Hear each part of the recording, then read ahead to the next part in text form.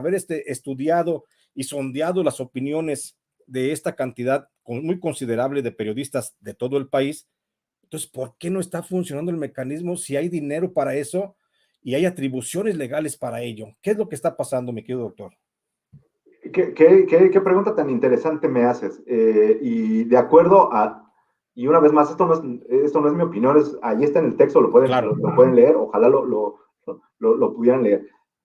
No, y además déjame explicarle a la gente que el trabajo informativo que tú estás planteando en este reporte, reportear en el desamparo, análisis de las medidas de protección a periodistas en México desde el contexto local, pues no hablamos de una opinión, estamos hablando de un trabajo fundamentado en la técnica de investigación, en trabajo de campo, en la entrevista de los sujetos involucrados reales en el problema. O sea, esto no es como lo que escriben a veces algunos periodistas en Reforma de lo que ellos piensan, de lo que ellos suponen. No, aquí es un trabajo científico, técnico, bien fundamentado, bien establecido, con los elementos de prueba ahí. Entonces, por eso no podemos pensar que sea una opinión, sino es el resultado de un proceso de investigación formal. Sí, eso sí, ahí sobre todo, pues es un proceso es el resultado de un proceso de por lo menos un par de años de trabajo de campo y análisis. Y bueno, respondiendo tu pregunta, ¿por qué no funciona el mecanismo? De acuerdo a las entrevistas que ahí consignamos, son varios aspectos, ¿no? El primero es que, bueno, no hay resultados, ya lo comentamos, hay un 90% de índice de impunidad.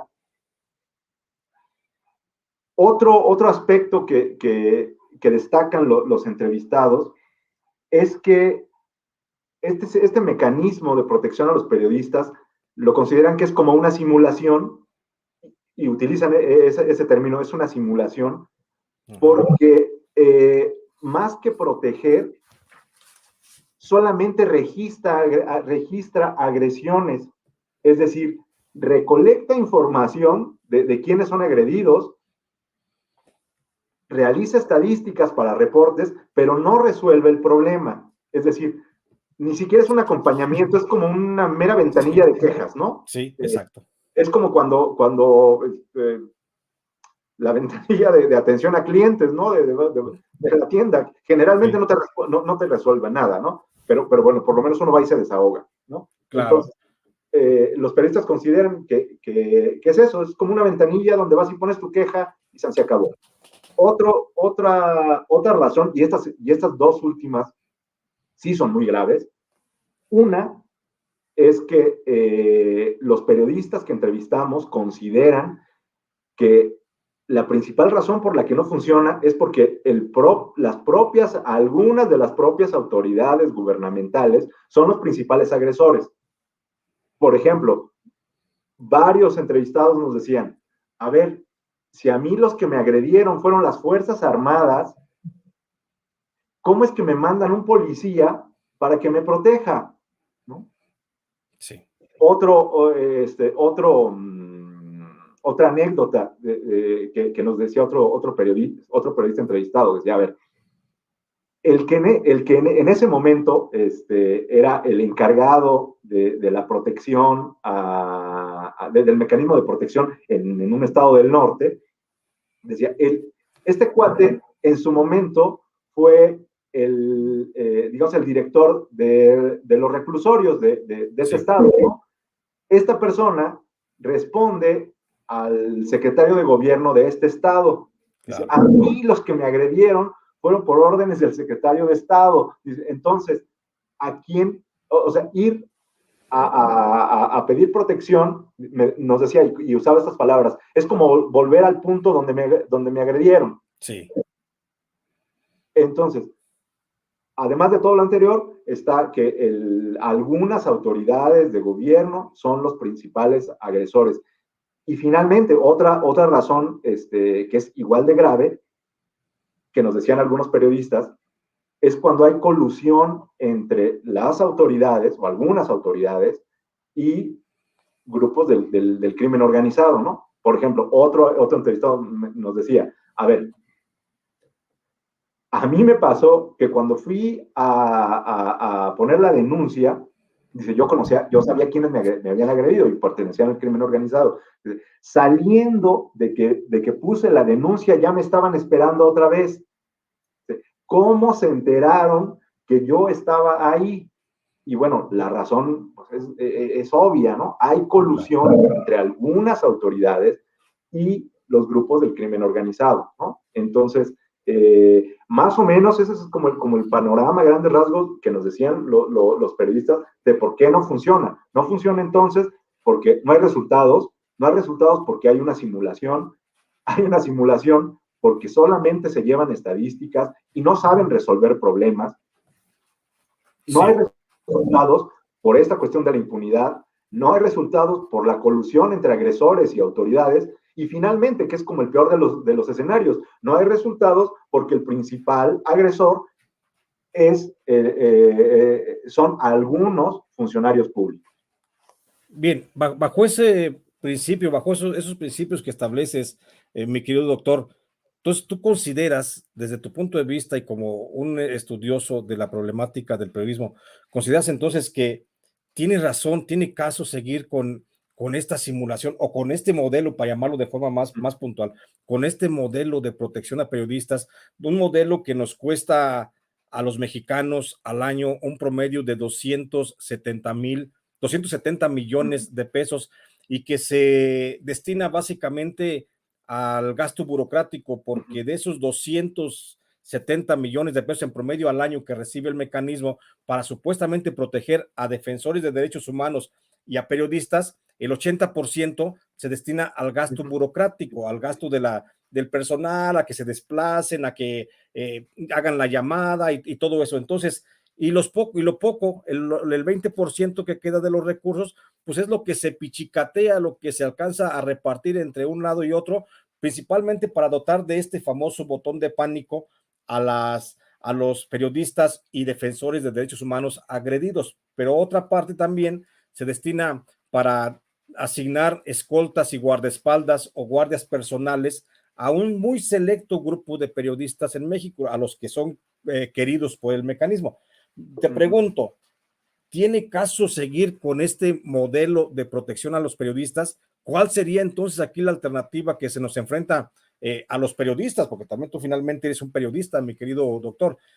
¿Cuál es entonces la alternativa que tenemos para atender a justamente lo que señala pues la legislación existente en torno a la protección de periodistas? Si no existiera legislación sobre protección de periodistas, créeme que no estábamos hablando tú y yo de este tema, ¿sí? Por supuesto. Entonces, la legislación existe, ahí está, y únicamente queremos lo que establece la ley. ¿Qué es lo que sigue, maestro? ¿Tiene forma esto, pues, de seguir? ¿Tiene algún futuro? ¿O cuál es tu sentir y tu pensar sobre esto?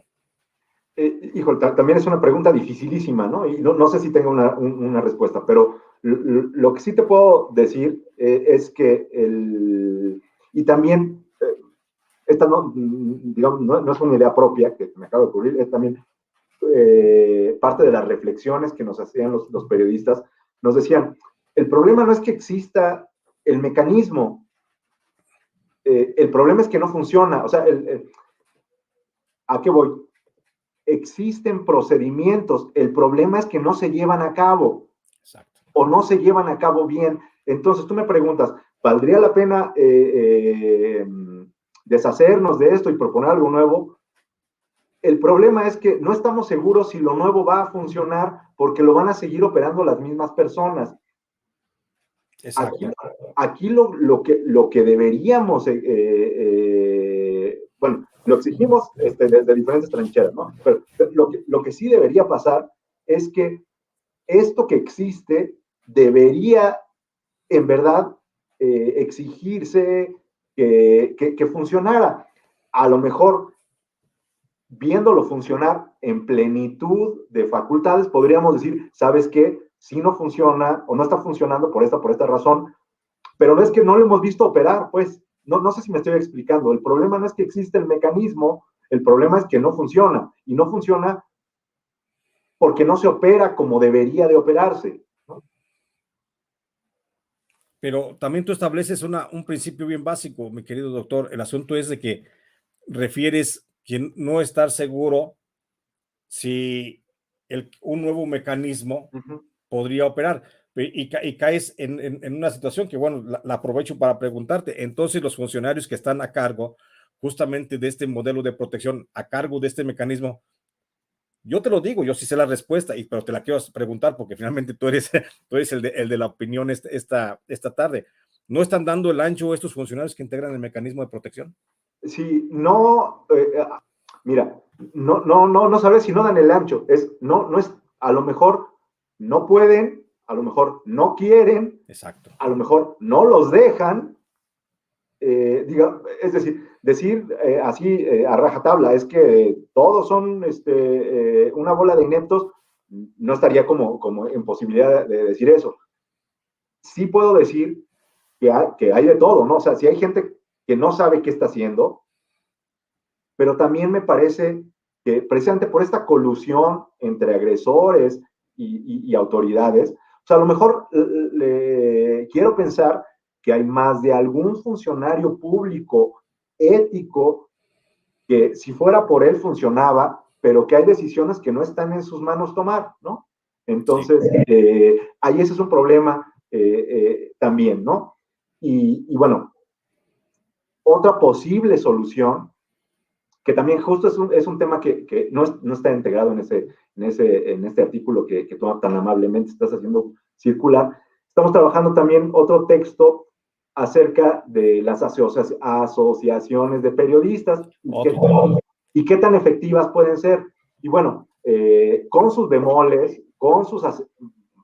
perdón por lo coloquial, con sus asegúnes, pero en ciertos casos las asociaciones de periodistas han sido más útiles en la protección y en el acompañamiento de víctimas que el propio mecanismo.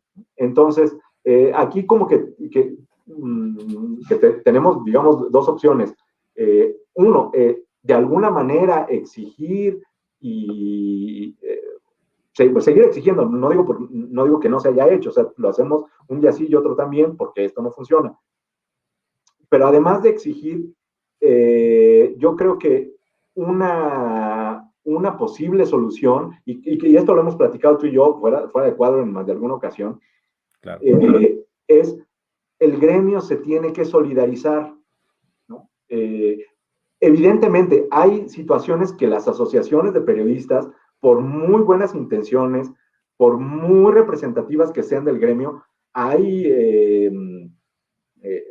facultades que no tienen, es decir, no pueden aplicar la ley porque no son esa figura, ¿no? Claro, claro. Y además, maestro, déjame agregar a este comentario tan importante que haces el asunto de las asociaciones de periodistas, las ONGs, las no gubernamentales, llámese Artículo 19, llámese Reporteros Sin Frontera, Comité para la Protección de Periodistas, llámese como se le llame a estas organizaciones, pues es que la mayoría de esas organizaciones son dirigidas por gente que ni siquiera es periodista, gente que ni siquiera ha estado, o sea, ponen a cualquier chango delante de esas organizaciones y lo único que hacen es politizar y sacar beneficio para ellos y unos cuantos amigos, como lo ha hecho Reporteros Sin Frontera, que ha creado un alito, que ha creado un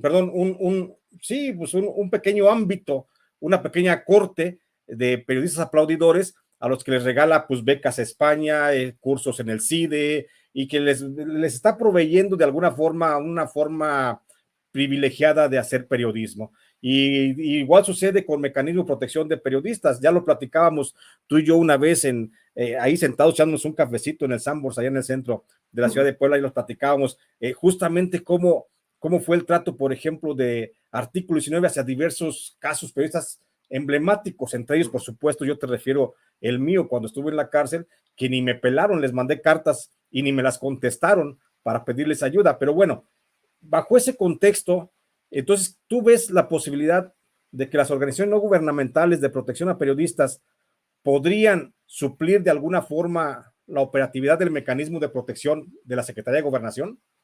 No, suplir como tal no, porque una vez más no tienen esas facultades. Sí pueden acompañar y ayudar a las víctimas. Y también hay que entender que hay como dos tipos de asociaciones, ¿no? O de estas ONGs.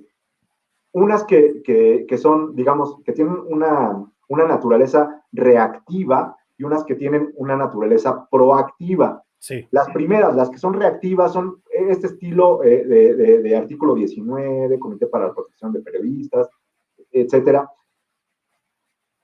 que lo que buscan es, bueno, ya te agredieron, en el mejor de los casos te vamos a acompañar, vamos a levantar la voz, te vamos a proveer asesoría jurídica, psicológica, pero ya pasó, ¿no? Es una vez que pasa la agresión.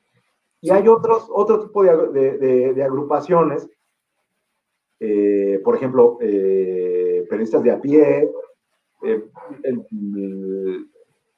la red de periodistas de Juárez, periodistas de Puebla, la red de periodistas de Puebla, que tienen una lógica más proactiva. ¿A qué me refiero con esto? Más que protección después de o asesoría después de la agresión, lo que buscan es capacitar y profesionalizar a los periodistas para minimizar riesgos. Eso sí se puede hacer y eso me parece que algunas ONGs están haciendo bien su trabajo, que es esto de capacitar para minimizar riesgos, ¿no? Pero una vez más, aunque sea artículo 19 o Periodistas Sin Fronteras, no tienen capacidades legales como sí las tiene el mecanismo, ¿no? Entonces, al final, en esta situación de desamparo en el que se encuentran los periodistas, me parece que las asociaciones, en algunos casos, están siendo de mayor utilidad que el propio mecanismo. Pero también, una vez más, perdón por ser reiterativo, tienen un límite en sus facultades, es decir, no pueden suplir al Estado. Claro. Claro, pero sí, como dices tú, están siendo muy proactivos en relación a la capacitación que dan, porque sí, eso sí me consta, que sí hay buenos cursos en cuanto a cómo evitar que te hackeen el teléfono, cómo darle más protección a tus trabajos que haces en línea, cómo cuidar tus equipos de cómputo, por ejemplo, o el almacenamiento de información, eso sí me consta. En ese sentido sí hay muy buen trabajo.